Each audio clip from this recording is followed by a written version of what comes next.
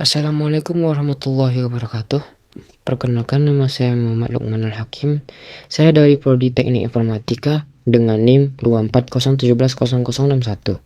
Nah, jadi tujuan saya di sini tuh untuk memaparkan sedikit materi saya tentang konsep keamanan pada sistem operasi, manajemen pengguna firewall, dan pembaruan sistem. Nah, yang pertama itu ada fondasi keamanan sistem operasi. Ini keamanan sistem operasi adalah serangkaian upaya terstruktur untuk melindungi fondasi digital dari segala bentuk ancaman. Yang pertama itu ada definisi inti untuk melindungi sistem komputer dari akses tidak sah, penyalahgunaan atau kerusakan data. Terus ada tujuan vital atau dari CIA terkait. Yang pertama menjaga kerahasiaan, menjaga integritas, dan menjaga ketersediaan. Selanjutnya itu ada peran krusial dari sistem operasi. Sistem operasi atau OS berfungsi sebagai penjaga gerbang utama, mengatur setiap interaksi antara pengguna aplikasi dan sumber daya perangkat keras. Mana pertama itu ada pengaturan akses untuk sumber daya. Nah, ini mengontrol siapa yang dapat mengakses memori, file, perangkat keras, dan peripheral lainnya untuk mencegah konflik atau kerusakan data. Yang kedua ada mekanisme autentikasi. Ini menyediakan kerangka kerja untuk memverifikasi identitas pengguna untuk login dan otorisasi tindakan mereka dalam sistem. Yang terakhir itu ada komunikasi terkendali. Ini memastikan komunikasi antar proses atau interprocess communication atau disebut EPC yang berlangsung aman dan tidak dapat disalahgunakan oleh program berbahaya. Nah, selanjutnya itu ada 4 pilar keamanan OS. Strategi keamanan modern melibatkan beberapa lapisan pertahanan yang saling mendukung untuk memastikan keamanan sistem. Yang pertama ada manajemen hak sistem, untuk yang mana menerapkan prinsip hak akses paling minimum untuk pengguna dan aplikasi. Yang kedua ada firewall dan jaringan. Ini mengendalikan lalu lintas data berdasarkan aturan yang ditetapkan untuk melindungi dari serangan jaringan eksternal. Yang ketiga ada pemeliharaan sistem atau update, menerapkan patch dan pembaruan secara berkala untuk menutup celah keamanan yang baru ditemukan atau zero day vulnerabilities. Yang terakhir itu ada enkripsi atau auditing. Ini untuk melindungi data diam atau data at rest dan melacak aktivitas sistem untuk mendeteksi anomali.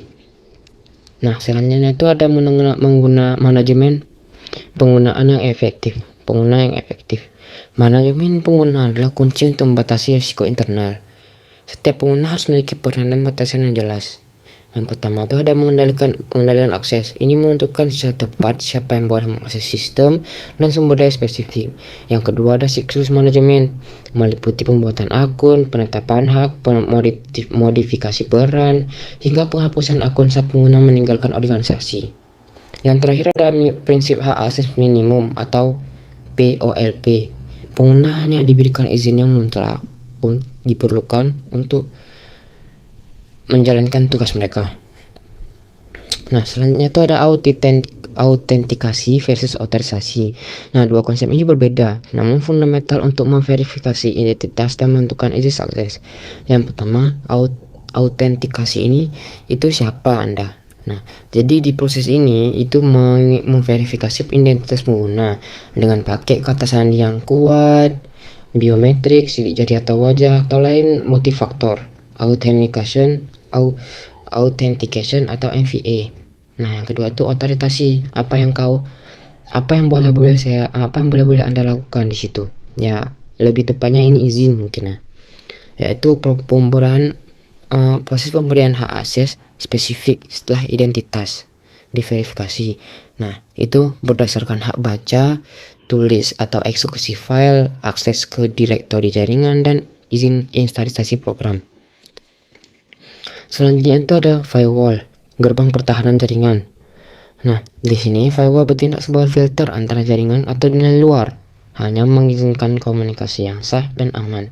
Fungsi utamanya itu ada dua. Yang pertama, fungsi utama untuk memantau dan mengendalikan lalu lintas jaringan berdasarkan serangkaian aturan keamanan yang telah ditetapkan. Ya, yang satu lagi itu untuk perlindungan terhadap ancaman.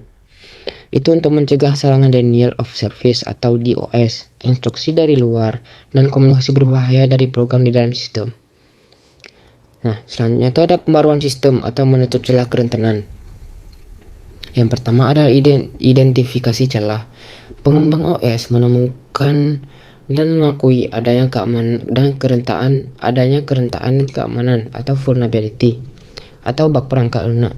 Yang kedua tuh release patch keamanan. Pengembang merilis paket pembaruan atau patch yang secara spesifik memperbaiki kerentanan tersebut. Yang terakhir ada penerapan update. Pengguna harus segera menginstalasi pembaruan ini, misalnya melalui Windows Update, APT, atau software update macOS untuk mengamankan sistem.